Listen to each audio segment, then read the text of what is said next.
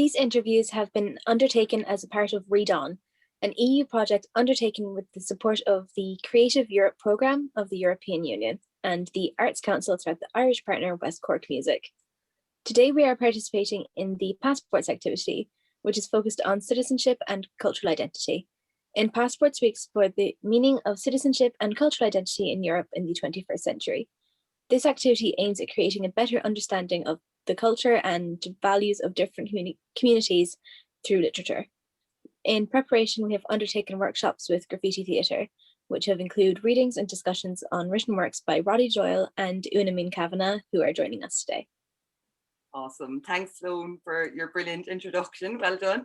And thanks, Roddy and Una Ming, for joining us today. I'm Julie, and I work at Graffiti Theatre Company. And I'm Jo, I'm with Good Day Cork. Awesome. So we're going to hand you over now to Ciara and Evan, and they're going to lead the discussion today. Hi, so I'm Ciara, and I'll start off with the first question.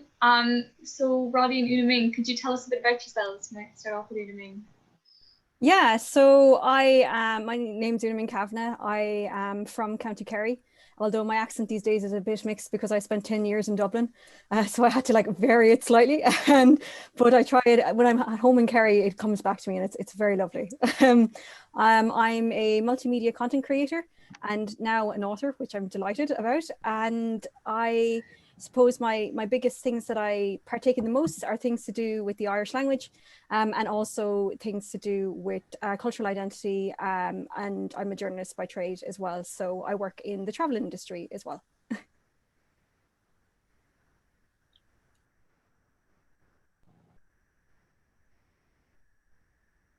you want me to say something? Preferably. Thank you. I was waiting for my face to come up, but anyway. Yeah, my name's Roddy Doyle. I'm from Dublin. I'm a writer.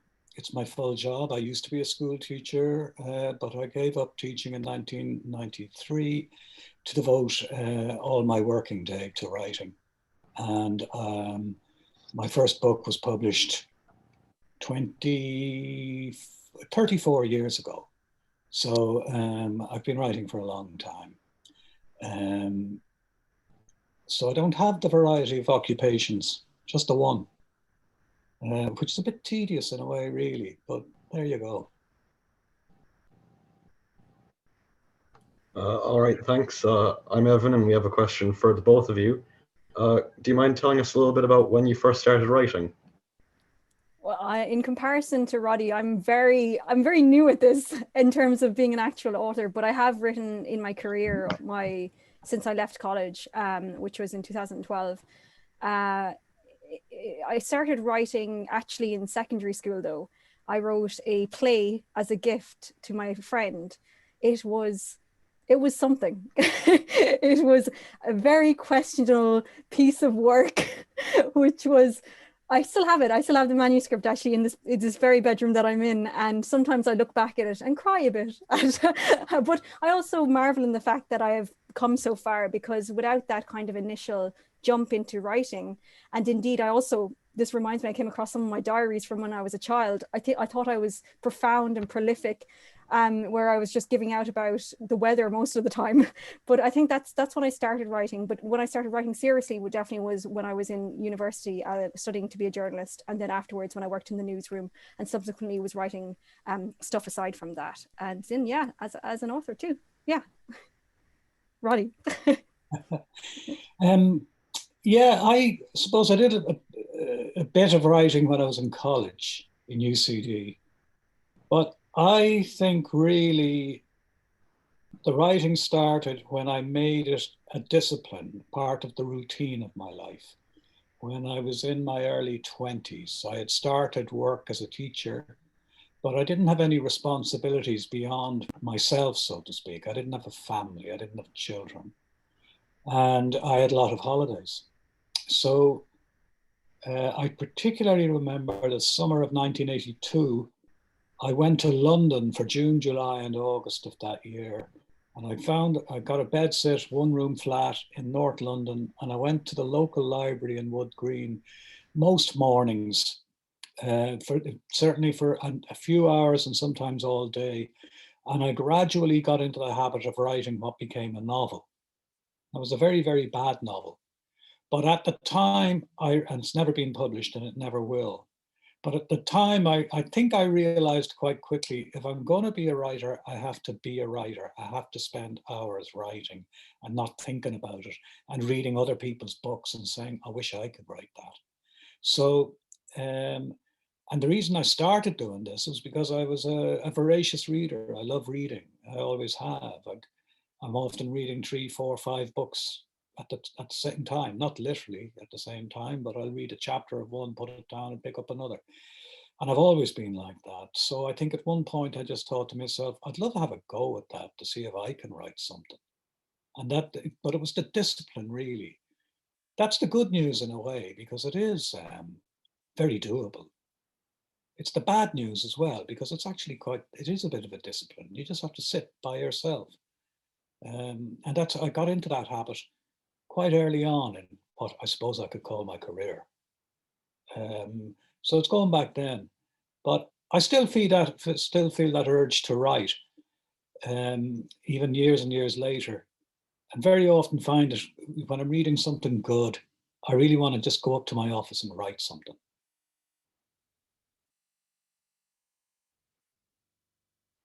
Lovely, thank you. So this week we've been looking at A Greyhound of a Girl and Unsure, and we really enjoyed them. And we were wondering what compelled you to write these stories. For me, I suppose I was approached by an editor in 2018, I think. All the years turn into one after a while when you're in this kind of strange world. But and she asked, did I ever consider writing a book? And I had for years. One of my goals was that I did want to publish a book before I was 30, and I turned 30 this year. And I was like, okay, this is a very interesting opportunity. I have no knowledge of the book industry apart from seeing the books on shelves, and I said yes, of course I would be interested. But then she pitched it as a memoir, and I thought, I'm a bit young to be writing about my entire life story at this age. And my biggest fear was actually that I wouldn't have enough material to write about. But as it turned out, the more I thought about it and the more I sat down with my thoughts to formulate a structure to do with the memoir, I realized that I actually did have a lot to say, and a lot of different things to say too, that perhaps was a different reflection of the Ireland that we now live in. So that's kind of really what inspired I guess I don't have a repertoire to choose from, but it certainly, I hope to write more, and preferably actually non-fiction, or fiction rather. Fiction is what I would rather go into, and in fact is something that I'm working on at the moment. But it was, writing my memoir was a fascinating experience. It was definitely a challenge, and Roddy mentioned there, like being on your own and having that motivation to do it yourself, that can be extremely difficult, particularly these days when there are so many distractions around us. And to find that motivation is definitely a skill. Yeah, I've written mostly for adults, but when my children were young, I started writing books for them. The first one being The Giggler Treatment. And I always had them in mind, whereas when I write for adults, I never have anybody in mind. I don't know who reads the books, if anybody reads them. It doesn't really matter to me. But my children were my audience and my editors, really. I used to write a few pages and then read them to them in the evening. And if they liked them, I could tell. And if they started walloping each other while they should have been listening to me, I knew I hadn't done a good job. So that went into the bin and I started again. And as the children got older, the books began to change a bit. And then by the time I wrote Greyhound of a Girl, my 2 older children were too old for children's books at this stage. And my youngest child was at a point in her life where she was changing very, very quickly. And I had a feeling this might be the last children's book I write. And when I started it, really, she was growing so quickly in a way, going from primary to secondary school, on the verge of that what I started writing was hopeless, really, really hopeless, because it was aimed at a child who was about 2 years younger than she was at this stage. So I threw it in the bin and started again. And what I had in mind was this link between the generations not my daughter, but a fictional daughter, her mother, her grandmother, who in a way, I suppose I could have seen as my own mother, who was in her early 80s at this stage, and then her mother, who she never really knew because she died when she was 3. So I never knew my grandmother because she died in 1928. And I often wondered about her, and I didn't even know what she looked like because my mother only very late in her life discovered a photograph of her mother. It's hard to imagine now these days when we photograph everything. I mean, there are people who could tell you what they ate last night. They don't have to tell you. They'll show you a photograph of what they ate last night and seem to think it's fascinating. Fascinating enough to send it out into the world. I, on the other hand, have no photographs of what I ate ever. And I think when I'm of an age when taking photographs was a bit of an event. You know, the family had to be brought together. Not every family had a camera. Phones were things on, you know, not every house had a phone either. So there was only this one photograph of my grandmother. So in a way, it was an invitation because in the absence of information or facts, I was able to make up this story. And what intrigued me most about it really as a challenge was to write a ghost story. And in a literal sense, I don't believe in ghosts. I'm a materialist. If you can't pick it up and throw it at the wall, it doesn't exist, as far as I'm concerned. You know, so I don't believe in ghosts, but I do creatively believe in them. The challenge is for the writer or the filmmaker or whatever, the artist, to make the ghost convincing. And I thought to myself, I remember at one point very, very early on, why are ghosts always scary? Why can't a ghost be quite nice and wise? So that's what got me going. But I was intrigued by the idea in a way because I'm a man of writing about people who are kind of distant from me. The challenge was to try and write about a girl, I've never been one, a woman, an older woman, and a dead woman. And to try and make it entertaining and believable at the same time. So that's what I was at.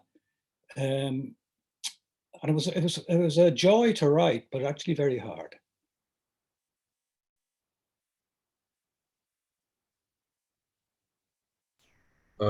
Thanks for that. Here's another question for both of you. How do you think your upbringing has affected the way you write and think about the world around you? I know for me, it was quite a challenge to write for my memoir because a lot of the topics are quite heavy in it. You know, I talk about Irish identity, I talk about racism, which is something that I experience every single day, pretty much, particularly online. And now there's an argument to be made, should I be online at all because of it? But I also think the fact that it's not my responsibility not to be online. So for me, I suppose that those aspects certainly affected how I write in terms of real issues that I'm dealing with. In terms of the fictitious world, I do like to introduce topics that relate to the real world into what I creatively write. For example, the piece that I'm working on at the moment, the book that I'm working on is fiction, but it's set in Ireland, and a lot of it works off speculative fiction, which I'm a big fan of, just the what ifs of the world. And I suppose that's what kind of Roddy was speaking about there, in terms of like, how can I imagine being this person or developing this character or, creating this person from scratch or a ghost or whatever. So while they mightn't necessarily directly relate to what I've experienced, I have a lot of time for reflection on how a scenario could pan out in my mind. And that's something that I really enjoy, is really stepping back and going into your imaginative world where I could be staring at a field for like 30 minutes and have all these thoughts swirling about, and then just have an idea to scribble it down and maybe develop it from there. But even just what Roddy mentioned earlier about reading, that is just so vital to the creative process. I'm a massive reader as well, and like you said, I often have 5 or 6 books on the go, and there's no shame at all in having 5 or 6 books at all on the go, because a lot of people think you have one book, you should just stick to it and keep reading it. But no, not at all. And it's also okay to put down a book if it's just not for you. Don't pull yourself through it if it's just not hitting you. I think all of those aspects have certainly helped more towards my creative process than perhaps then perhaps maybe my own experience. I think it's a wonderful blend of all of that. And that's kind of what excites me too, to be able to create something out of essentially that's something that doesn't exist. I think that's really cool.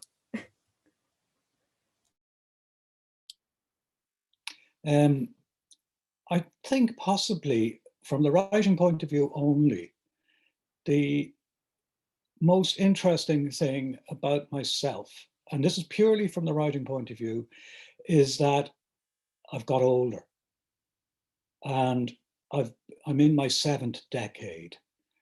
And to be Irish today seems to me a very different thing to have been Irish in the 1960s when I was a child.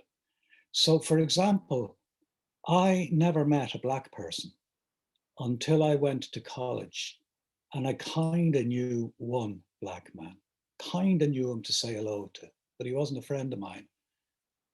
And when I started teaching, there were 2 Black children, a brother and sister, in a school that I taught in of over 1,000 students. Now, that's kind of unimaginable, really, if I was a teacher in a huge community school, that I wouldn't encounter names other than Byrne and Kelly, Doyle, you know, Murphy. But back when I was a child, for example, my mother's family came from Wexford, and we'd go down to Wexford and we'd visit a farm that had no electricity. They weren't poor, but they had no electricity and no water inside the farmhouse. And that's my living memory. It's like the 19th century perhaps, but it wasn't. It was the 1960s. And the milk was delivered to the local creamery with a donkey and cart. I know because I was on it, you know. I am Exhibit A. I was on that donkey and cart. And then we go forward 50 years, 55 years, and through all that time, and Ireland has changed so much. And this for me is really rich from the writing point of view, from the living point of view as well. You know, it's been brilliant to watch the changes, most of them anyway. It's been terrific. When I was in school in the 70s, I don't think the word gay existed in our world in its meaning today. So in that 40 years since I left school, I've had to learn the word in a way that people growing up now don't have to learn it. Does that make sense? I hope it does. And other things like that have changed so dramatically, and the way we look at things. And Ireland, in a way, I know there's a lot of negativity and there's a lot of bad things as well, but one of the things I really like about living in this country is that so much change is pushed by the young. The referendums in recent years have all been pushed. The yes have all been pushed by young people, persuading their grandparents to vote yes to same-sex marriage, for example. Whereas in other countries, for example, the neighbours in Britain, Brexit was pushed by old people. Here's the mess, you fix it. I'm going to die now. And it was, it's very different here. And that's what I like about living in this country, because it brings a great energy. But I suppose from the writing point of view, there's all sorts of things other than just national identity. There's gender identity, for example. And you have to be brave as a writer walking into that. If the writer if you can walk into a story or walk onto a page, you have to be brave, I think, when you're writing from a different gender than your own, or when gender is such a tricky topic. There's the ethnicity. And how does somebody of my background write from another background? And then there's class, which these days doesn't often get a look in, you know, as if we're all the same, as if we all come from some vaguely middle-class world, which is nonsense. So it's a tricky place to write about, really. There's urban-rural, that whole divide, which is no longer as neat and tidy as it used to be either, you know. It's a different kind of thing. When you hear about the heroin problem in Leitrim, you know, it's comical almost, but for the fact that it's tragic. But so it's a complicated place to live in. And I think that's why there's great stories coming out of Ireland at the moment, you know, and it's great to read them and to see them and to actually try to produce them. So it's a good place, really. I lack Una Min's facility in Irish, which I only now begin to regret, really. I went to a Christian Brothers school and I learned to hate the Irish language. I've got to actively hate it. I really did. And we were told that we weren't properly Irish if we didn't speak Irish, and if we didn't live in a cottage, you know, on the West Coast, we weren't really Irish. So I kind of rejected that for about 40 years. But now I kind of wish I lived in the West Coast and ate, you know, wore tweed, edible tweed clothes and could speak Irish. I'm only messing, really. But it is a great complication with the English language is that the Irish language is bubbling underneath it.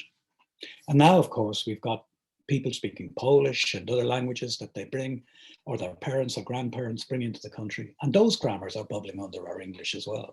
So it's an amazing richness in the language that you can hear every day, but then it's up to us, the writers, to use that language. It's not just English. It's not that notion, the Queen's English. It's our English. We own it, you know, and it's free.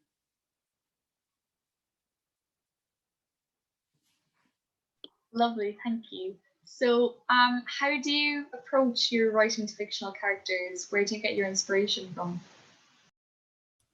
Ooh, fictional characters. I always think you have to be careful that you don't make them too similar to people you really know, just in case they can figure it out. So make a few tweaks here and there. For me, funny enough, and this is quite a nerdy thing to say, but I'm a proud geek myself. I play a thing called Dungeons and Dragons, which requires a lot of acting and improv and developing characters through storytelling out loud. And that is quite a challenge in itself, to come up with scenarios to guide players along, to develop a story through voice, an oral tradition of sorts in one way, which, you know, Irish people are famous for. That's what we really have, our beautiful folklore and the Shanachie going around from house to house telling their stories. So it's not that dissimilar. So that's kind of how I tend to develop characters, is that I really have to mull over them. The piece that I'm working right now works with two main characters mainly, and kind of what Roddy mentioned there as well. One of them is a man and one of them is a woman, and for me to get into that mindset is quite different to what I'm very used to. And with that in mind, I suppose that I do draw upon the characters that I've read across many different books, many different genres, and having those as not quite as a reference or even as an inspiration, but almost like a guidance in one way, to see how men write men, or how men write women, or how women write men, or, you know, all those kind of different aspects, because they are very different. I know in the past, certainly there have been issues with men writing women in a very funny sort of manner. And I can see that changing throughout the years, and it's good to see those changes. In a fictitious sense, I suppose it depends on what exactly is the world that you live in. You know, is it in a Handmaid's Tale world, or is it in a more, you know, less obscure sort of world that you're trying to develop? So I think it really is important to tease out all those things, but also it might be too on the nose to actually write about your neighbor who you saw last week trimming the hedge or whatever, and you're spying with an hourglass or something like that. So a spyglass. But just I think that's how I like to approach things, is that I have reams of notes. I'm constantly writing things in notebooks. I'm a divil though, because I have so many notebooks, but I never fill them fully. And I don't understand why. I just don't, I have the incapacity to do so. Is it because they're too beautiful and it feels a shame to fill them all? But I should be, and I prefer relying on the pen on the page rather than writing on screen in terms of ideas. But when it comes to actually putting them into place, I do write solely on screen for myself, just because it's just easier with spelling, because while I am a journalist, I do realize that my spelling can be absolutely atrocious at times. And I guess that's why we have editors as well. So yes, that's how I start my process, I suppose. My spelling's not too bad, actually. And I I have a bag that I bring out with me when I'm going anywhere around the city, and there's a notebook in it, but I rarely use it. And very often I find myself now jotting down notes on my phone, which I never thought I'd do. Occasionally, if I'm worried I'll forget something. Sometimes if I'm in the middle of a story or a chapter and I leave it, you know, the ideas are still working away when I'm walking down to the bus stop. So I'll maybe wait till I get to the bus stop and or on the bus, and then I'll jot down a note to remind myself when I get home. It's all words, basically. It's all words. So when you're getting to know your characters, you mean you can sit and you can think about them, but it's meaningless unless you can transfer that idea in words. And that's how you distinguish characters, really, in words. I think getting to know a character is quite like getting to know anybody. I sometimes use the analogy of somebody new comes to the school. I've never been in a position where I'm new to the school, unless I'm with everybody else, you know, starting school and then first year. But if somebody new comes into the school, and because the person that normally sits beside you is absent, they're put sitting beside you. And you realize quite early, oh, I like this person. And you kind of really are enthusiastic about them, but then you gradually get to know them and you begin to realize, oh, they're human, they're flawed like the rest of us, really, but they're still kind of nice. But you realize that they're a pain in the arse at times, but they're also, you know, they're great fun at times. They make you laugh at times. They really cut the legs from under you at times by something that they say. And that's gradually getting to know them. And that's a process of years very often, which is why it often takes years to write a novel. I never sit and plan. I think the planning for me is in the writing. Because I think if you decide I need to know everything about this character before I write, that makes about as much sense as I need to know everything about this person before I go over and say hello. That is an impossibility. We don't know ourselves enough to be able to go over and say hello, if that's the rule, you know? So it's a process of getting to know them, but it's all words. Years ago, I was writing a novel and I wanted to include Louis Armstrong, the jazz musician, the brilliant trumpeter in it, and a real figure. So there were biographies I could read, and he wrote a memoir himself.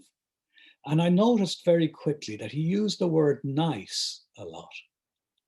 And it's a bland word in most cases. Oh, that's nice. It's a nice day. That tastes nice. You know, usually it means kind of non-committal. But in his case, he used it brilliantly, gloriously, not surprisingly because of the man he was. And I thought, well, I remember taking down that word, I'll use that word and it'll be his word only. And he'll use it. And by me using it, it'll make him more distinct, you know? So that's what you gradually do to make your characters more distinct, not necessarily giving them their one word or whatever, but just being careful gradually. A lot of what I write first ends up in the bin because it's very vague as I'm going around and around and beginning to get to know what's going on and where I am and what the story is. So that's how I get going, really. But I don't think there's ever been a case where the first sentence I've written ends up being the first sentence in the finished story. It usually ends up in the bin as I get to know what's going on and what the characters are. I change characters' names until I'm really happy with the character name I have. But it's a gradual process. If you try to be too precise too early, you're kind of putting too many barriers in front of yourself. The joy is going to fall off this or fall away from this experience if you impose too many restrictions on yourself. The restrictions should come later on when you're beginning to put a shape on what you're doing. And then, because you've spent so long doing it, then you're probably prepared to put these restrictions and to start being strict with yourself. Whereas if you do that at the very beginning, chances are you're punishing yourself too much and you won't continue because it just feels so hard. And then for essentially the exact opposite of that question, what's it like to write about the real people in your life or characters based on people you might know in real life? For me, in my memoir, I had to write people, you know, I couldn't avoid writing about real people. It was, I think this is, I suppose, and just reflecting on Roddy's words there, I think that's one of the biggest challenges I have because I'm a journalist. I deal in a lot of facts and I like it to have a structure or whatever. Now, I don't approach it like that in the fictitious sense, but in terms of writing about real people, it was really vitally important for me to get to be accurate in what I was saying. So obviously within my book, I write about my mom. I had to consult her heavily throughout many of the sections, particularly to do with my adoption, because I was a baby and could not remember any of that. So that was really important. Then in terms of my granddad, who passed away in 2006, that was difficult not only to write because I was extremely sad to write that section, but also he was a man of a specific generation. So he was born in 1915, if I recall correctly. And that was a very long time ago. And I think there was 70 years between us. But he was obviously the most influential person in my life, aside from my mom. And to get that information correct was quite a challenge, because a lot of the people who were around his time had all also passed away. So we were reliant on speaking to relatives, to making sure that we could get the correct information out there, because after all, it's printed now. And of course, we can put corrections in down the line if we do another draft or whatever. But it was tricky because you're essentially almost going on hearsay, and you're relying on them to be accurate too. And sometimes we have things called false memories just planted in our minds because it's of a sentimental value. And it kind of skews the sort of, almost the rose-tinted look of what you're remembering. And perhaps it mightn't be as accurate. So as much as possible for me, certainly when I was talking about my mom, it was really important to reflect her in a way that I knew was correct to myself. But also because with my granddad, you know, unfortunately, he was a fantastic storyteller, but no one got around to recording him to capture all those stories. We captured him to a certain extent. We have video recordings, and we have some, he was on Raidió na Gaeltachta a lot speaking, but to me, it actually was more important to tell his story within my book than it was to tell my own, because I'm still alive. And that was way more, I suppose, my focus when I was writing, particularly the first half of my book. And you probably know from reading it yourself how much he meant to me, and to include the I suppose, the eulogy that he wrote himself and gave it to us because he didn't trust us to write a good one for himself. So, which is published at the back of the book. So I think that's the thing for me, the accuracy of writing about real people, that it's correct was really important. Yeah.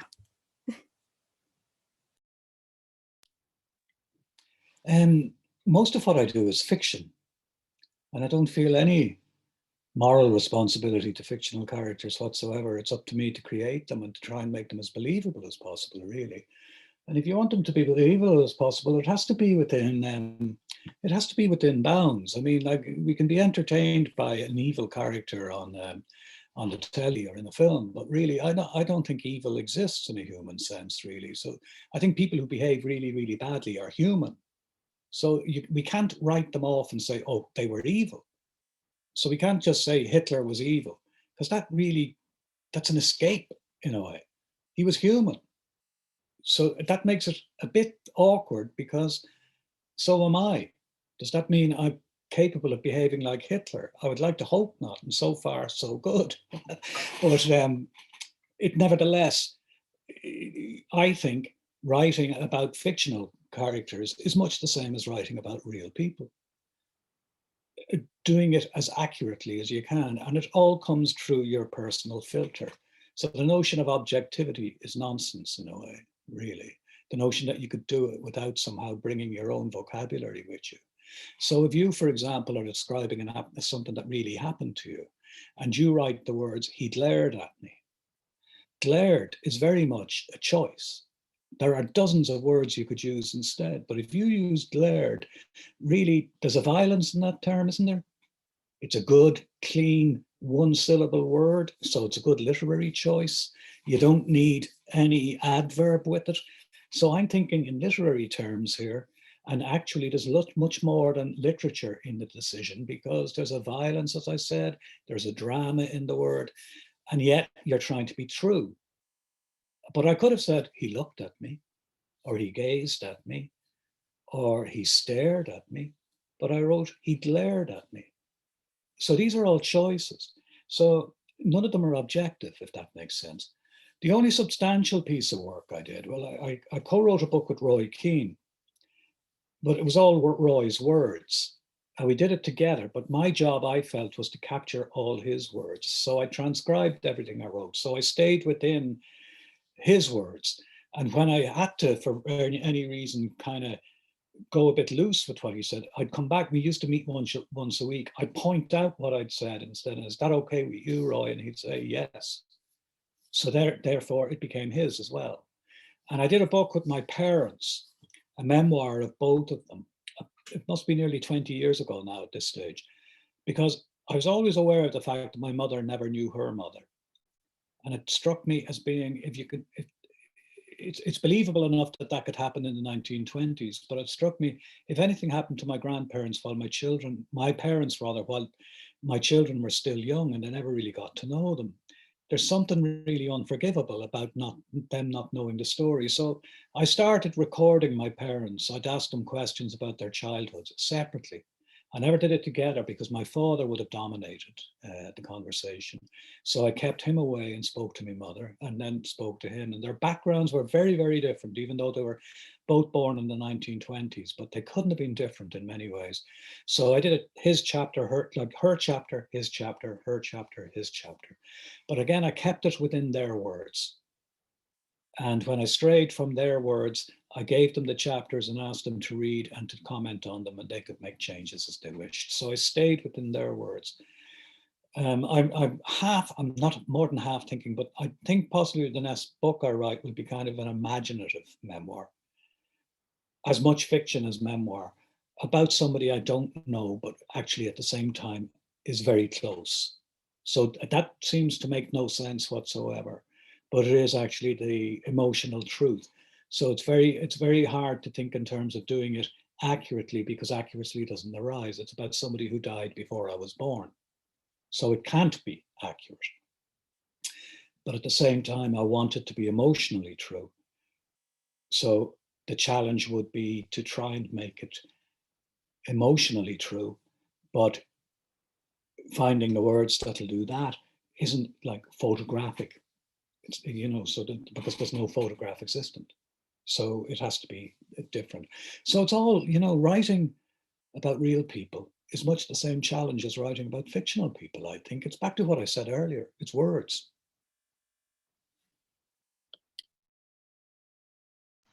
Thank you. For Roddy in Greyhound of a Girl, is there any particular reason it's generations of women in your book opposed to generations of men? Yeah, well, as I said earlier, I was thinking of my daughter and her growing, and then I was thinking of my mother. My mother lived till she was 92.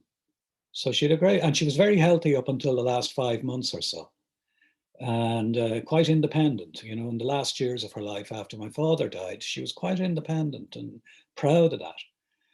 And a great storyteller. And she was also quite aware of her mortality. She knew that she wasn't going to live forever. And the lessons of that she learned when her mother died, when she was a baby, really, or a toddler. And her brother died when he was quite young as well. And one of her children died. And she wasn't morbid about it. And I grew up knowing that her mother had died and that my grandmother had died. And I always wondered, what would she have been like, And I never know, nor will my mother know, ever. Nobody was around. By the time my mother found out a little bit about her mother, all the people who would have known her, virtually all of them were dead.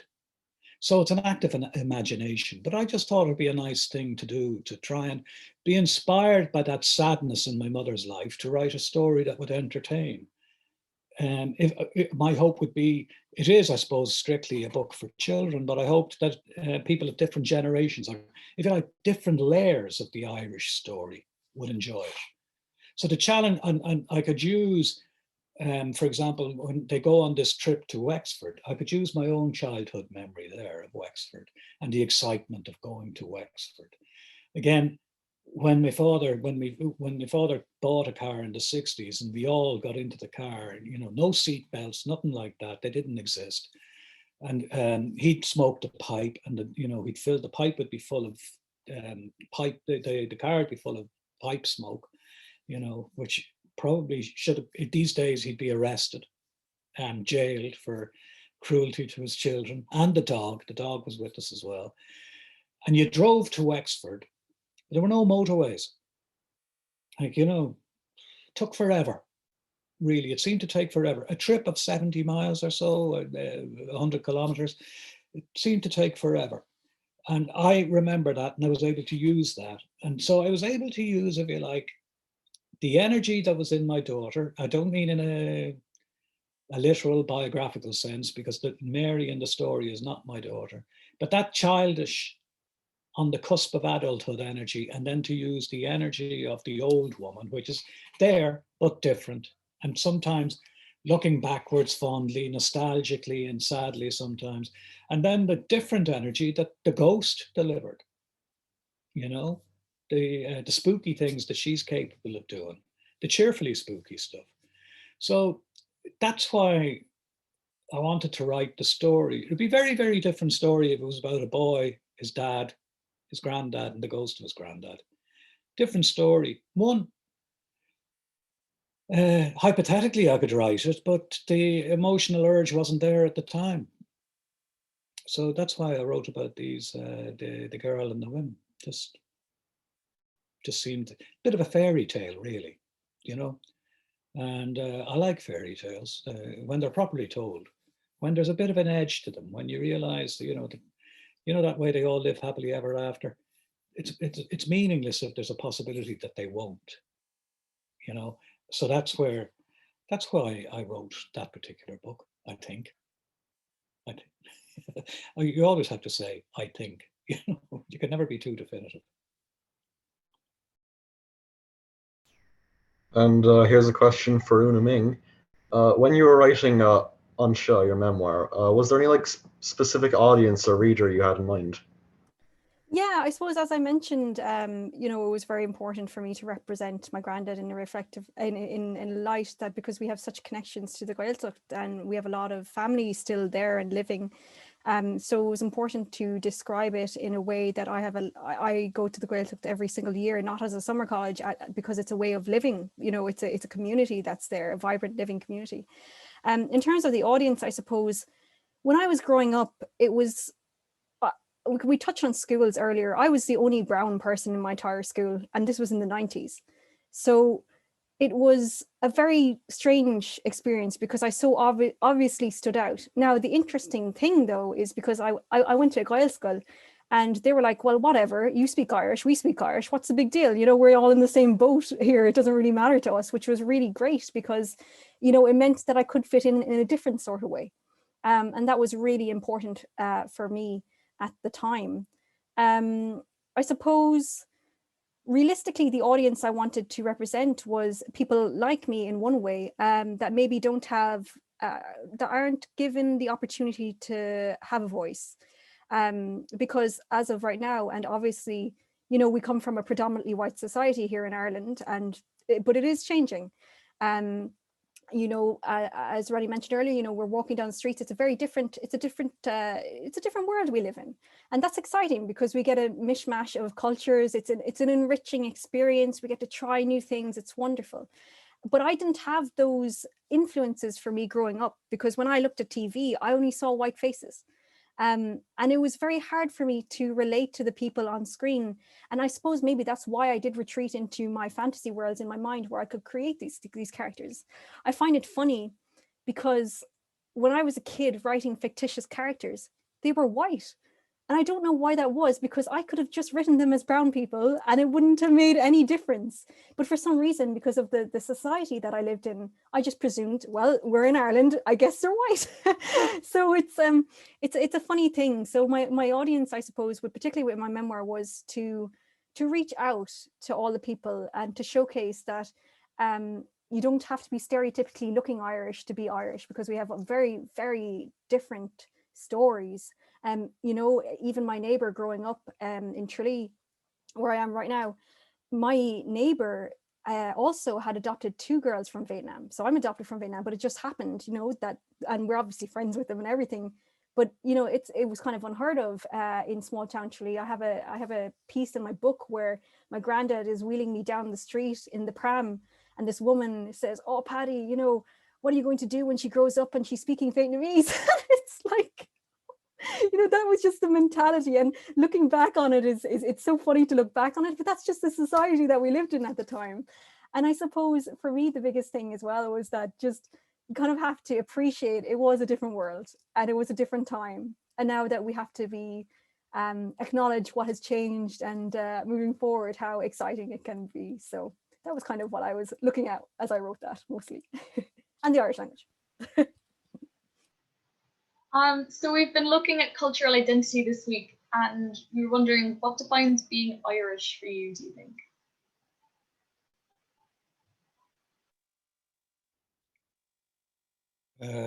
Will I speak? So I just wanted, did you say what's it like to be Irish, what it means to be Irish? And Yeah, what do you think defines being Irish? oh, I don't really know. Well, there's obviously something about the island, if we're talking about, I was thinking about it recently. Who has the right to call themselves Irish? And I would have thought anybody who chooses to live here, really, or anybody who perhaps identifies with the people who live here. I don't know if I could definitively define what Irishness is, because the minute I start thinking about what it is to be Irish, I feel myself somehow or other pushing people away and not including them. And it seems to me there's plenty of imaginative room for everybody, but it just struck me a little bit like, what's a Dubliner? I always thought, well, a Dubliner is somebody who lives in Dublin or comes from Dublin. And I always thought there's another ingredient who likes Dublin. Because I remember I had teachers, for example, and met the odd Garda when I was a kid, who clearly hated Dublin. And some of the teachers had lived all their adult lives in Dublin, but hated the place. So I wouldn't bestow the honor of Dubliner on any of them. I wouldn't actually bring them to the limits of the city and expel them either, but I wouldn't give them an honorary Dublinership, if that's a phrase that's possible. And I feel a little bit the same about Ireland, that anybody who chooses to live here or does live here and has come by choice or has come because they've been for economic or for political or for war reasons have had to leave their original country, and they come and they settle. And by settle, I mean they just live here in their day-to-day living. By their very existence, they're contributing. I often think of words. If you speak or if you communicate, you're contributing, So my definition of what it is to be Irish, I think, would be quite broad in the present day. And I think when I was a kid, because the country, the state was very, very young, there was a kind of like a very black and white, if I may use that phrase, a very black and white picture of Irish history. Ireland good, Britain bad, And of course, it's much more heroic, or not by heroic, much more complicated than that. And I've enjoyed throughout my life looking at the complications and seeing some of the things that seem to be cut and dried, like the role of the church, the Catholic Church in this country, changing and shifting. And just when you're settling into an idea of what it is to be Irish, the people themselves shift that, because 20 years ago, you could have said Ireland is a predominantly Catholic country. You can't really say that anymore. I don't think you can accurately say that anymore. So it's a shifting and a changing thing, which is great. So I'd be reluctant to put on paper what it is to be Irish. I think particularly in the last year or so, when we've been kind of stuck here, those of us who travel a bit, and we've been stuck here, I can't think of anywhere else in the world where I'd rather be. If you have to be stuck in one locality for a long period of time, as we have been, and given the fact that, for example, I could have been in America for part of last year, I could have been in other places. I had to turn down invitations that had been given to me to go to Italy, go other places. They went away. I was stuck in Dublin for the year. I remember thinking, I'm glad I'm here. because when the lockdown started, I was actually in Britain, and it was so much more chaotic, and there was a very little sense that we're all in this together, or there was a lot of denial that anything was going on. And when I got back to Ireland, I felt relieved. I just felt, well, I'm at home now. But I also felt there's a generosity of spirit in the country. There's a feeling, it's a small country, and I think people are good at looking out for one another. And you can get quite sentimental then and deny the cold realities of some people's lives. But I think by and large, I'm glad I'm here and not somewhere else. So I hope I'm answering your question, but I'm reluctant to kind of be too prescriptive, because as I said, if you start saying, and the Irish people are this, and this, somebody quite rightly will put their hand up and say, what about me? And oh yeah, I forgot about you, sorry, and this. So really, I think what has been surprising for me is how open Irish society has become. It may have been like that all the time, except we didn't notice, or that we were afraid that it wouldn't be. But it is a very open place. When you look at some of the stories that come from other places, when we observe some of the things that happen elsewhere.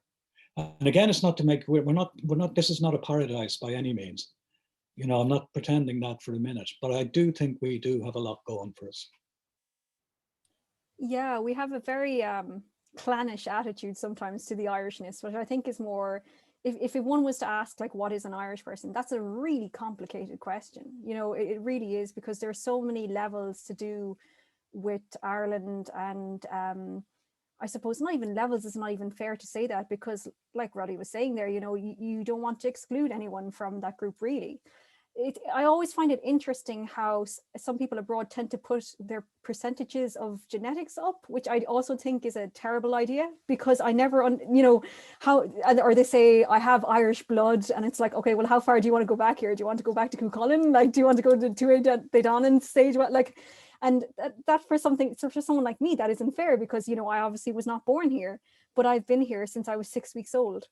And I think it's tricky to define what an Irish person is because we are so multicultural now. And I know that in recent years, and it's been a point of contention for myself really, is that often the media writes about new Irish people, which I also disagree with as a term, because how long do I have to be here before I turn into an old Irish person? I'm not new. I've been here, as I said, since I was 6 weeks old. I've never lived in any other country. The only time I was in Vietnam was when I was a baby, and because I wasn't paying taxes as a baby, I don't really consider myself part of that community. And sometimes it just comes down to taxes as well, unfortunately. But for me, I am absolutely 100% Irish. As a point of interest, I suppose, I don't call myself Irish Vietnamese either, because I don't have any nationality in Vietnam. I don't own a Vietnamese passport. As I said, I never lived there. So it's really a tricky point to define, but I think it's important that we respect what people choose the Irishness to identify with. Now, the issue with that as well is that often we have to tiptoe sometimes around terminology as to not offend, and that can cause issues too, particularly when it comes to, as a journalist, when I'm writing about people or whatever. So I think the biggest thing that I've learned when I've been interviewing people of color or Black Irish people is I ask them specifically, how would you like me to describe you? Do you want to be described as Irish Nigerian, just as Black Irish, or as whatever? As I said, I don't identify as Irish Vietnamese. I say I'm Irish. So it's a complicated question, but we have a variety of answers, and that's pretty cool. Thanks so much, Una Ming. I'm just looking at the time. I wonder, we're at 6 o'clock, but I wonder, would we have time for maybe one more question, if that's okay for you guys? So Evan, you want to offer one more? Do you want me to ask the next one in the list, or one of our very important questions? Oh, I think you might have to ask a very important question, Evan. I couldn't. It's really your call, your decision. All right, I think I'll go with the more broad one. Favorite color?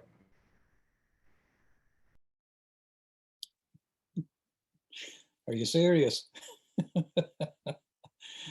I think probably blue.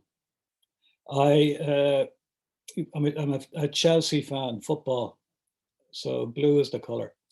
But I noticed I was queuing up for my vaccine. I got my first jab the week before last, and I was queuing up with other people my age, and I was wearing this hoodie here, and I was quite literally the only man of my age not wearing grey. There were hundreds of men wearing grey, except for the odd pair of jeans, but grey tracksuit bottoms and grey hoodies, and you know. So I think I'm finding at my age it's quite daring to go around wearing something that isn't grey, where in the part of the world I come from. So blue is my favorite color. It's a great choice. And incidentally, when I was in secondary school, I was also a massive Chelsea fan. I have a picture on the piano of myself with the Champions League Cup when I went over to Stamford Bridge to get it. But I don't think I have a particularly favorite color. I think it depends on my mood. I like to think that I sound profound when I have like a Picasso blue period or whatever, but the majority of the time I think I like red for its vibrancy. In Vietnam, interestingly enough, red is the sign of joy, whereas white is the sign of mourning, which I think is interesting for weddings because they dress in red as opposed to white. Although that could be taken a few different ways if you're comparing it to an Irish scenario, but anyway. So I would say I love the vibrancy of red, but it's very definitely mood dependent for sure. Great, such brilliant answers. Thanks so much, especially to that curveball that Evan threw there at the end. So well done. Thank you, I suppose, is kind of all that's left to say. We've had such a great week looking at your pieces and reading and chatting and researching, and it was a real joy to speak to you this evening, and hopefully we'll speak to you again. It's been a huge pleasure. Really, really enjoyed it. Thanks so Great much. questions, and lovely meeting you all. Thanks so much. Mil gracias. Thank you so much. That's great. Thank you.